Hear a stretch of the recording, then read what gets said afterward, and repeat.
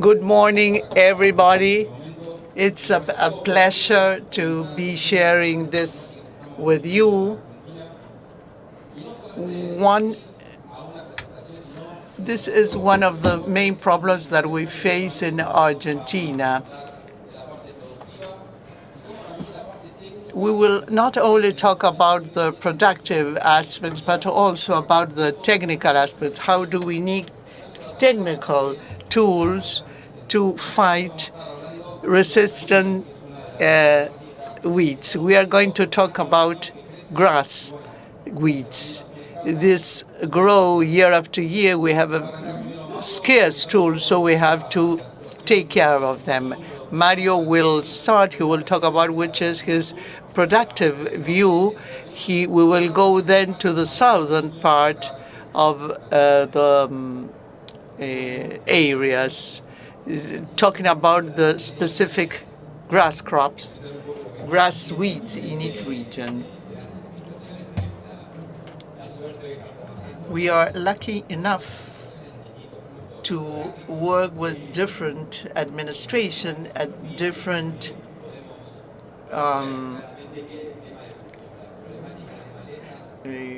problems. We can see that the problem of weeds goes across all regions. We have to be very efficient in terms of costs.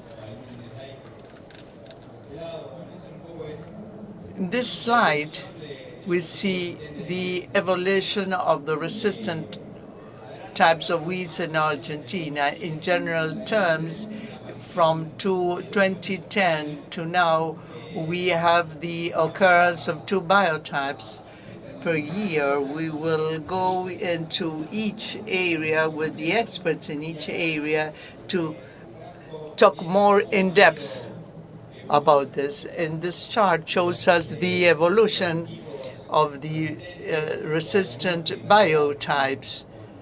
Some are suspect or suspected to be resistant, most of them grass weeds. We want to analyze the impact on cost before the appearance of amaranthus in Buenos Aires. Investment in herbicides of no more than $46 per hectare. And when amaranthus forced us to change the management and to add residual herbicides, these number increased.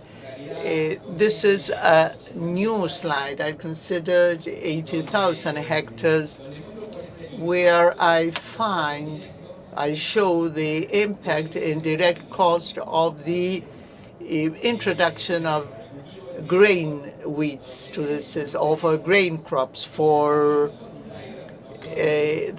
wheat, where grass crops or grasses are not a driver. In the case of wheat, this can be about, this might represent 5% investment. When we don't have problem of grass weeds, wheat can be a simple cost, but when we have grass weeds, the increase can be from 8 to 10%. In the case of soybean, the impact of herbicides is greater. So when we have grass weeds, we can have an increase of 4 to 6% or 6+%. In the case of corn, I divided in 2 kinds of potential. We have a high potential, we have higher investment as in nutrition, for example. So the herbicides are diluted. Instead, those of a medium or intermediate potential, the increase is higher. In the case of corn, we have many post-emergent tools, and we use HPPD. Talking about costs, it can represent about 40%. We can do many things when planning our production. And this has a positive impact on the control of costs. The message here is that this is the bottom, this is the floor for cost imposed by the weeds themselves. Sometimes we are a little bit delayed in spraying. Sometimes we can be justified. So we have to try to be on time, considering the time of emergence. Sometimes we are controlling 40, 60, 70, and even 90 days after emergence. So we have more resistance and a higher cost. We need to have more complex mixtures or mixes and start to act immediately. Now the investment in adjuvants is about $12 to $19 per hectare, but sometimes adjuvants are key in the case of grass weeds herbicides. So the next speaker will speak about the problems with grass weeds. What are you seeing in resistant biotypes, and how does that impact on the current management? I will have to speed up. In the south of the Pampa region in Buenos Aires, the most important ones are the winter crops such as barley and wheat, and the weeds have been adapted. In general, we have had problems with black oat or ryegrass in talking about grass weeds.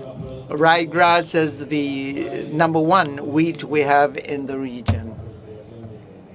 And so this is expanding the proliferation of grass crops. The grass wheat is always there and is it adapts to the management of the grower, and then we start to have herbicide pressure, and we start to have resistance problems. Ryegrass is one of the most resistant weed. That's why we have been working on that. 20 years ago, that initial curves is we are working on ryegrass for more than 20 years now. So there has been an evolution of 20 years, starting with that resistance. At the beginning, it was evident with glyphosate and fallows, but we also found out that there were several resistant biotypes to herbicides used post-emergence, both in wheat and in barley. And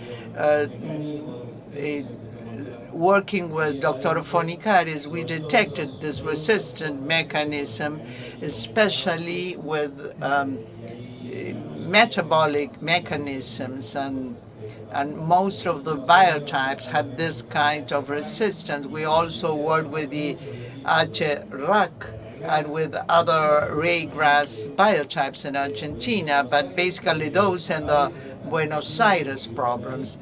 We have these mutations in alleles 2088, 2078. These are well-known mutations that give resistance to grass weed herbicides, and to the fallow and also to FOP, DIM and DEN, and we see that there is a resistance increase to that grass weed herbicide or graminicide.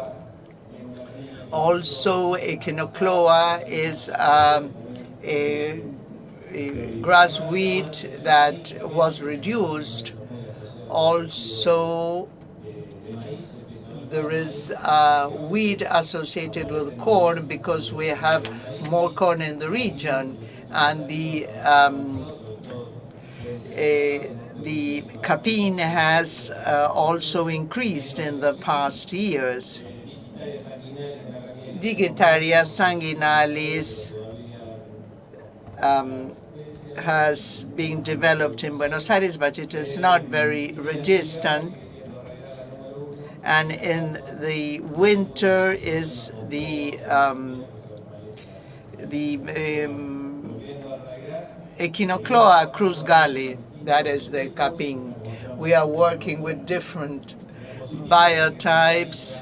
In this slide, we have other resistant biotypes which are resistant to clethodim. We have resistance post-emergence of winter crops. Paraquat is double knock. We have had some problems, some mistakes with the paraquat. We are trying to use it in winter with new rates and new climate conditions. And we see that there is more and more resistance to the clethodim because we are running out of tools with fallow. We are having the possibility of having other modes of actions with early spraying in order to improve. The growers started to implement this, especially with the appearance of femoxafruxone, femoxazine, but when this post-emergence spraying of wheat and barley, the growers started to use the pre-emergence herbicides. It's advisable to, before starting with the post-emergence, start with the pre-emergence, but we know that in other countries such as Australia, there is resistance to the pyroxasulfone. There are plots that have been treated for 10 years with pyroxasulfone, and so their resistance will appear. So the best way is to use a residual herbicide so we can combine two modes of actions. And we need also, apart from the pre-emergence herbicide, we need a follow post-emergence herbicides. Great. Let's go to Córdoba, Santa Fe. Tell us what's the scenario for grain weeds, and also with research. Thank you, everybody. Thank you for this invitation. What we have been doing, I'm in San Francisco, the east of Córdoba province, so I go more to Córdoba and Santa Fe. I will speak more about Córdoba and Santa Fe. In our area, these are 200 kilometers around San Francisco. This area presents most of grass weeds, probably not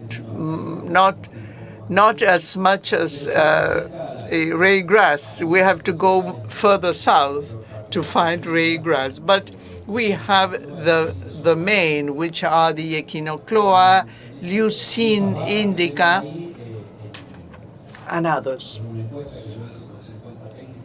I made a survey with 50 experts in the San Francisco area, and I conducted the same survey 2 years ago, and the Conaisa was in the second, and now is the halepensis, sorghum halepensis, which is a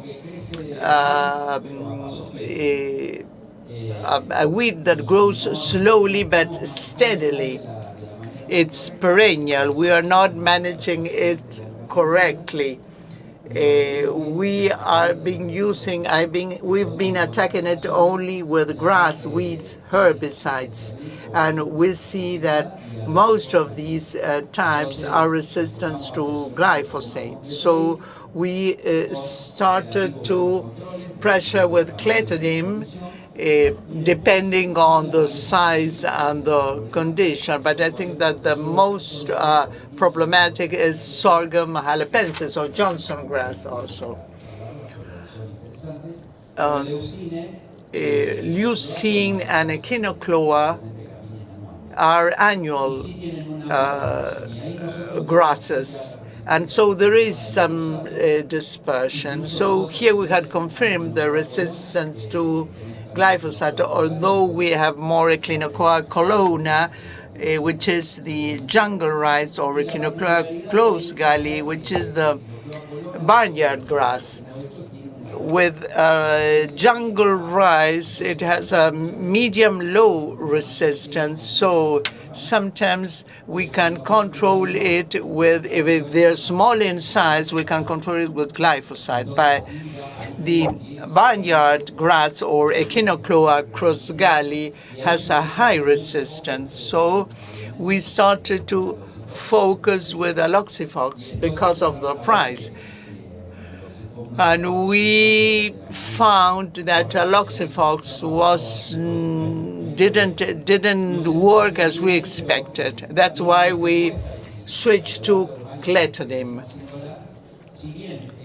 Although most of the experts say that there is a problem of resistance, there is a perception of resistance. I believe, and I think I'm right, that I think that the problem is the timing of spraying. If you know the characteristics of the grass weeds, knowing the biology, for instance, the jungle rice, there is a lapse of 45 days when they are born and they flower. And then we have another similar period with the tillering.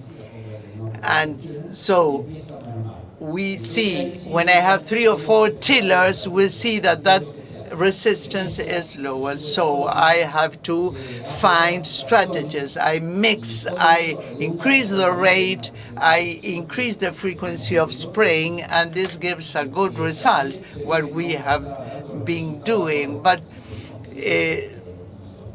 although we can see that these numbers continue to increase, which means that we are not making a good management. In spite of the fact that resistance is there, and resistance has been confirmed, beyond that, there's a lot to do with the timing of spraying, but also another important item is what herbicides we choose. And I say that the first point to manage weeds, specifically grass weeds, is to admit monitoring. Sometimes we make the wrong choice of the product because we don't acknowledge, we don't recognize which is the weed. There are weeds such as the jungle rice and barnyard grass that there are herbicides that work better and some herbicides that don't work at all. So if I don't know exactly what is the biology of the weed, I will have a wrong start. If we expose the grass weeds to heat stress, so whatever stress that you add, you will reduce the efficacy. And so the wheat survives and it produces seeds. We see a lot of that. Although we know that there is a confirmed resistance, this is a good thing. I think that first we have first things first. Yes, that's the basics regarding weed management. You have to know them, you have to know when there is emergence, and you have. Ahí tenemos un montón para trabajar. Sí, hay un montón y pasa lo que hablábamos, bueno, nosotros hablamos tanto que ya sabemos, digamos, ¿no?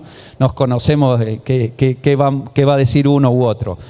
Pero esto lo ve uno hace muchísimos años. Cada vez las empresas le dedican menos tiempo al monitoreo, digo empresas agrícolas, menos tiempo al monitoreo y al trabajo a campo y más al trabajo de la gestión y la administración. Y obviamente que es importante eso, pero después empiezan a verse las fallas. Entonces hay que ir al lote, hay que recorrerlo, hay que monitorear, hay que conocer las malezas y después obviamente conocer herbicidas, etcétera, etcétera, digamos, ¿no? Perdón, Peto, quería volver al tema de tamaños. A mí me dicen Peto, por las dudas, digo. Creo que medio el productor y el asesor va esperando que sigan naciendo. Creo que hay bastante para trabajar ahí con el tema timing, sobre todo para lo nuevo que va a venir, ya sean herbicidas de contacto o graminicidas nuevos. Lo que está moviendo de lo nuevo está muy relacionado también en la eficacia al tamaño. Así que me parece que es un dato fundamental estar encima de los lotes, el reconocimiento y después empezar a aplicar los productos en el tamaño justo. How to apply the products at the right time and the right size, because otherwise it's not going to make it, and we will have resistance emerging very often when soja and leaves appeared, but as I have, quote unquote, to use the technology and I have to use glufosinate and 2,4-D, so I don't attach so much importance to the pre-emergence elements. And when we have the weeds in that soybean, I have glufosinate, I'm going to try and control them with that agent, and there I will have important drawbacks. Why? Because glufosinate is not focused, or has not been devised to manage grasses, and then farmers mix it with other products, spend a lot of money, and don't get good results. So very often, it's important to plan in the right way. But I always go back to the basics. Planning starts with walking your plots.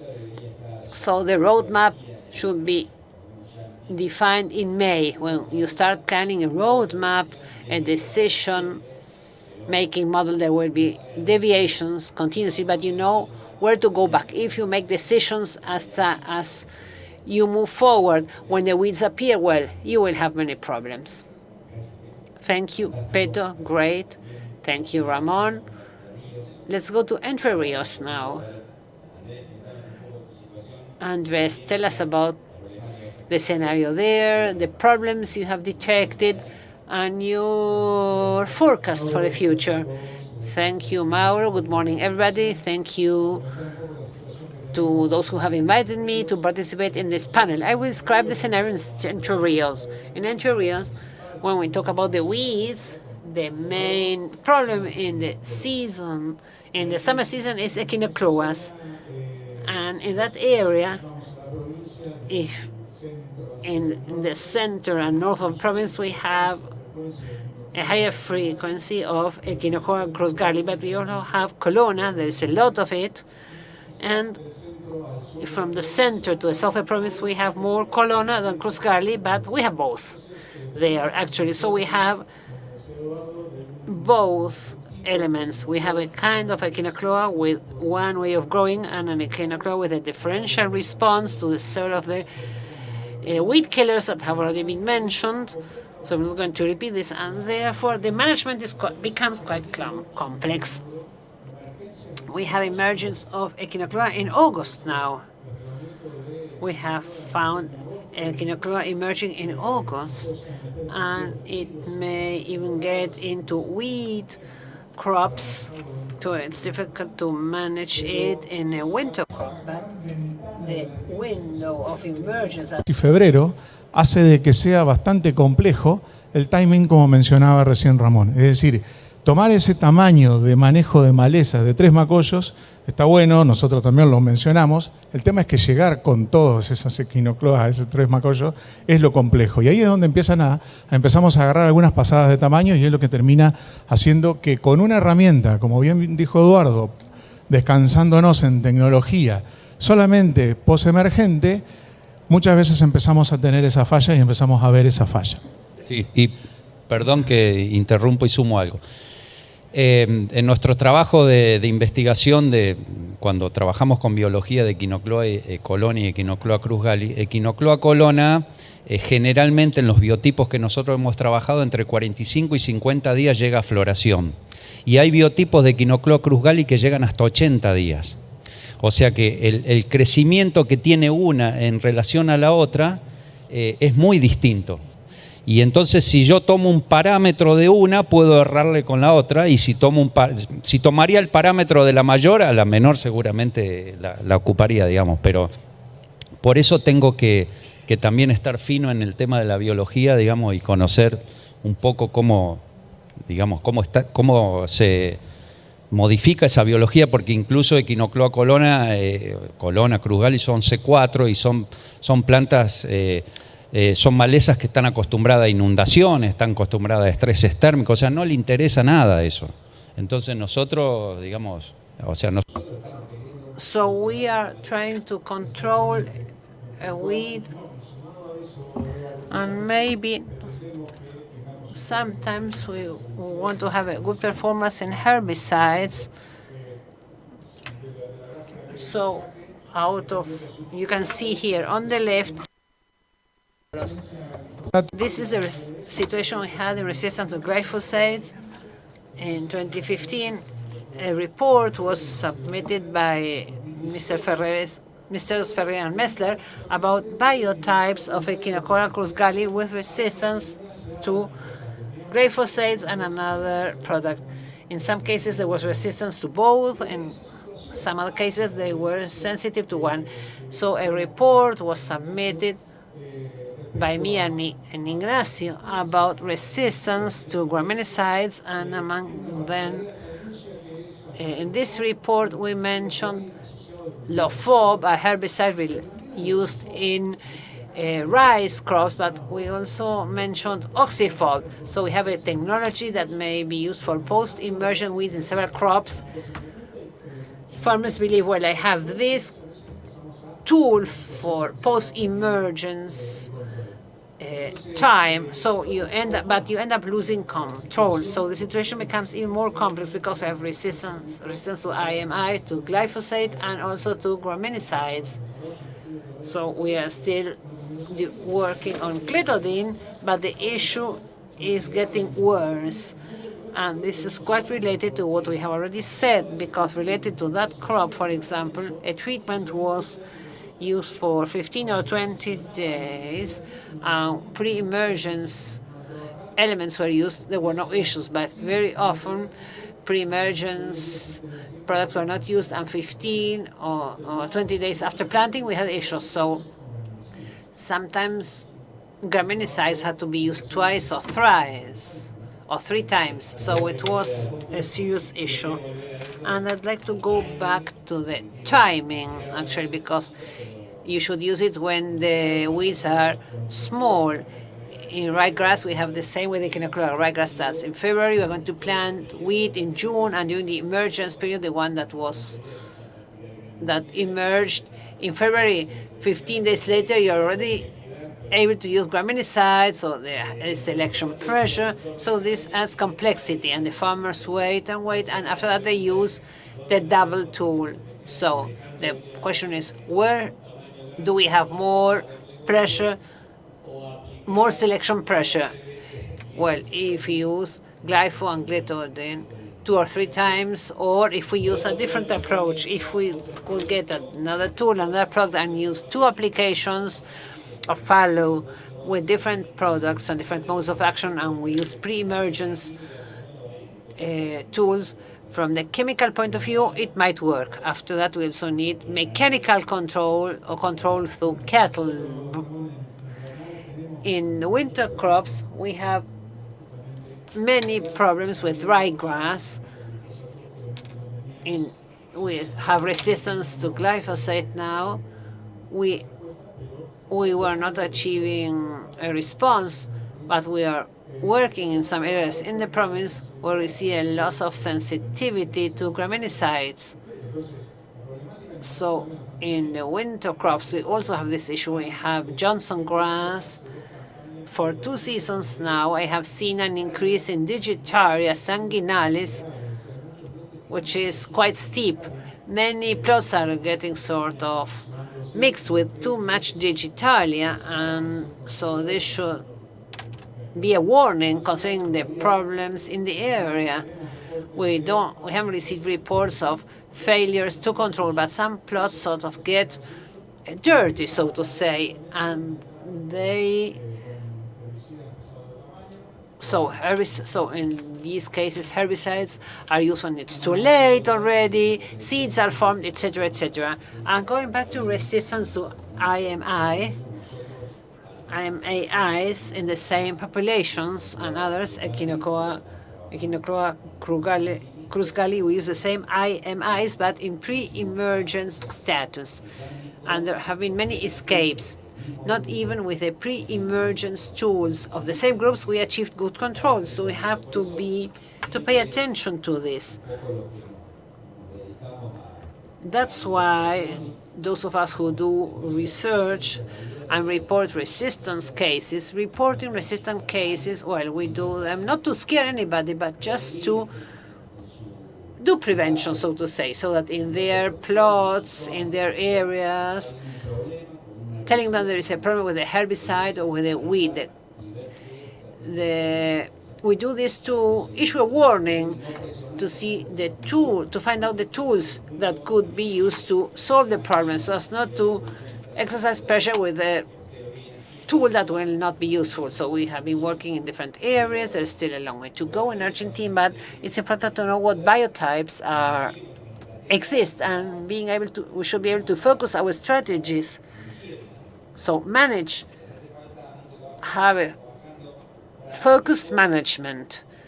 Nico, I'm interested in this issue, or what you have been in defining biotypes, and how the companies may be using this to find new tools that will overcome the current resistance problems. Thank you very much. Good morning to everybody.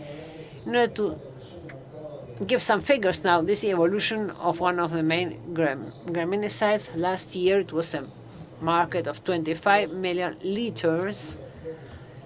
The family of FOBs is a market of 2 million liters. We have seen there is an increase in the use of clethodim compared to FOB, or taking from the FOB markets.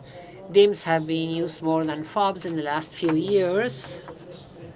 So we have seen the response here. There's an intensification, more applications, and an increasing rate.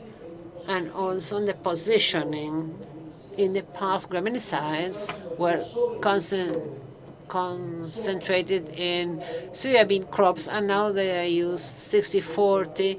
They are also used in fallow.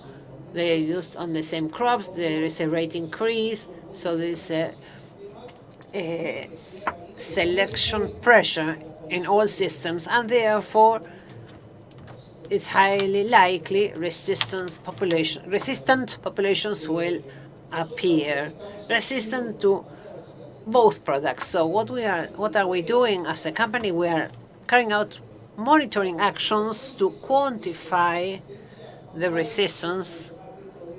Peter mentioned, when is there a shortcoming because it wasn't the right size, the right conditions, and we are saying there is resistance when there isn't resistance actually. So we must be certain to say where there is an issue, we should monitor, we should do population studies with response rates, but we are also doing sequencing and through the sequencing and being aware of the fact that there are 7 gene positions that are related to resistance. We are trying to find out whether we have these mutations in the field and how frequently it appears and to what extent it may be an issue. If we keep on using the same weed killers, this is work that has been carried out for 7 years with the Buenos Aires University in sorghum, and we have found populations that have no sensitivity to glyphosate, nor to FOB, and nor to the other product. And based on this other information, what Syngenta did through AI and other modern and powerful technologies, we are developing molecules based on the problems we have. The problem is that there are several mutations that create resistance, and the mutations change the structure of the enzymes, so it's not possible for the herbicide to link to the right place. So we develop molecules, one molecule, which is able to link and to lock to the different alternatives of the specific enzyme, and it has a herbicide function, and therefore we were able to use this product for the first time last year in Argentina. Next year, this product will be mentioned in a poster. It's a new chemical family. We had the FOBs, the DIMs, and others, and now we have a new molecule that will be added to the CAD family. So based on field work, we have developed the new molecules. It's a reverse process, because we started with a problem, we monitor what is happening, we identify the resistance mechanism, and based on that, molecules are developed and models are developed, actually to create models that will link or lock to the right place, and herbicide become the strong herbicides where other products are not working. This is a question for Nico. What do you think? What kind of strategy do you have? That is, farmers should know what mutations they have in their fields, or would you take into account what happens at the regional? Because graminicides control the weeds that have mutations, but also those that are sensitive. Yes, it controls the biotypes that have mutations, but also the ones that are sensitive.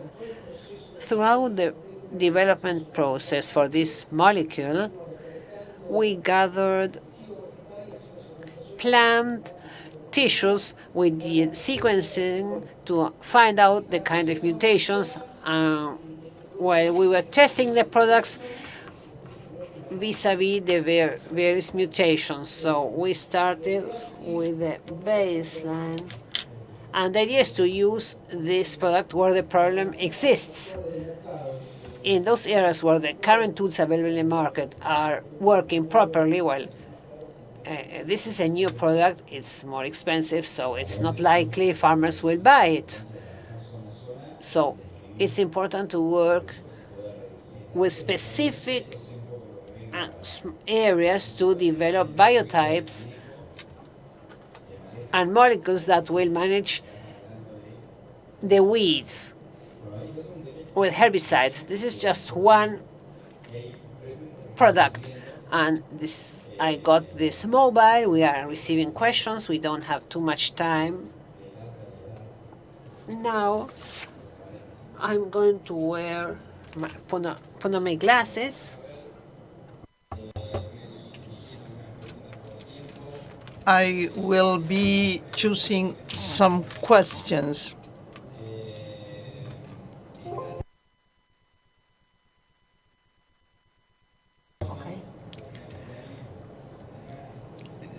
Do you want to answer that question?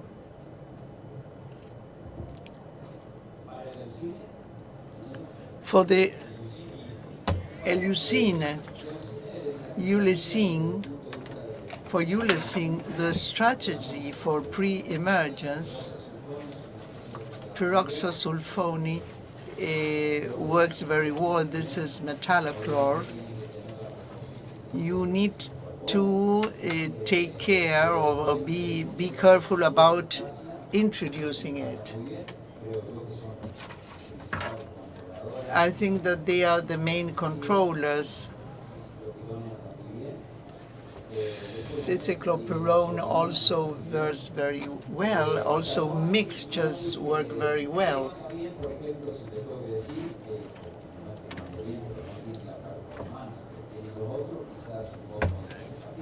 Quizás Hymacetaper or Flicozolan a little bit less. The strategy that do not work very well. Also, the rate is an issue because it's not the same, the minimal dose rate of a product than the maximum rate. We also work a lot in addition or incorporation. If I have more or less stable, this will interfere in the incorporation of the product, and so efficacy goes down. The sorghum alepensis or Johnson grass, to control seed is not difficult. Any herbicide that works well. The problem with the sorghum alepensis is pollination.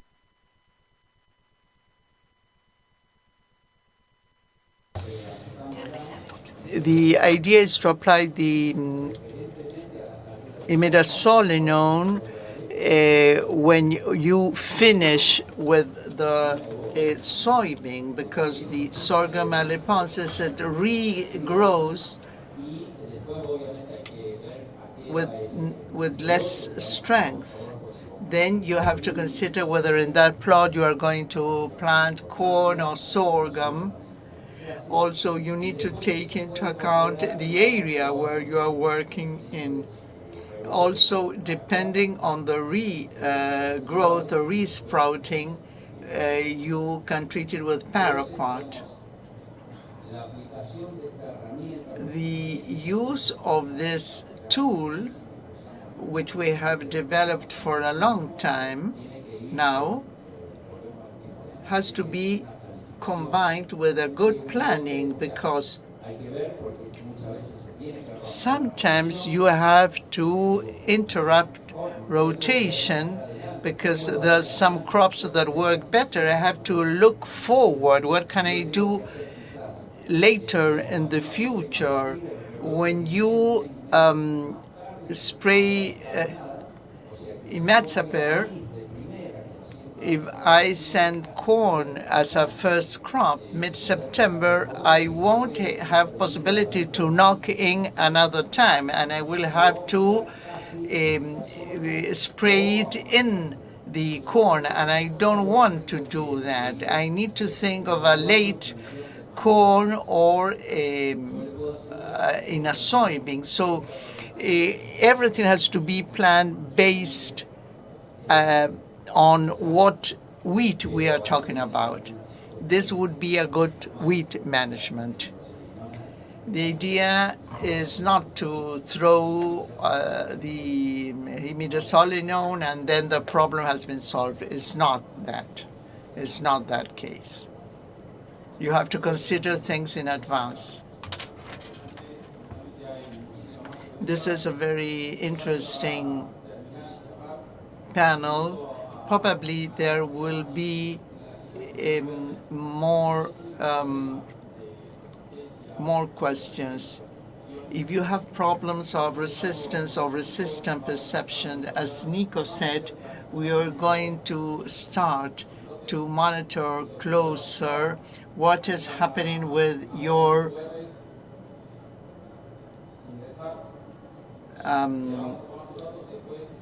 plots. We are going to take down your data, and then we are going to see what is your problem. We need to